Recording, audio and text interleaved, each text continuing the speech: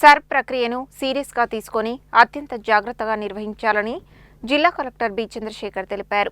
Sir ఓటర్ల జాబితా ప్రత్యేక సవరణ ప్రక్రియను అధికారులు అత్యంత సీరియస్గా తీసుకుని పారదర్శకంగా నిబంధనలకు అనుగుణంగా నిర్వహించాలని జిల్లా కలెక్టర్ బి చంద్రశేఖర్ ఆదేశించారు. కలెక్టరేట్లోని వీడియో కాన్ఫరెన్స్ హాల్ నుండి ఈఆర్ఓలు, ఏఈఆర్ఓలతో నిర్వహించిన వీడియో కాన్ఫరెన్స్లో కలెక్టర్ పలు సూచనలు చేశారు. ఈ సందర్భంగా కలెక్టర్ మాట్లాడుతూ బిఎల్ఓలు, సూపర్వైజర్లు అత్యంత బాధ్యతతో పనిచేయాలని, ఎన్యూమరేషన్ ఫారాలను పంపిణీ చేసే సమయంలో ప్రతి ఫారం యూనిక్, ఎపిక్ నెంబర్ను తప్పనిసరిగా నమోదు చేసి సంబంధిత ఓటరుకు అందించాలని తెలిపారు. ప్రతిరోజు భౌతికంగా పంపిణీ చేసిన ఫారాల వివరాలను అదే రోజు యాప్లో అప్లోడ్ చేయాలని ఆదేశించారు. పోలింగ్ స్టేషన్ వారీగా ఎన్యూమరేటర్లకు ఫారాలు అందజేయాలని, క్యూఆర్ కోడ్ ద్వారా కేవలం 5 నిమిషాల్లో ప్రక్రియ పూర్తవుతున్నందున ఆ సదుపాయాన్ని పూర్తి స్థాయిలో వినియోగించుకోవాలని సూచించారు.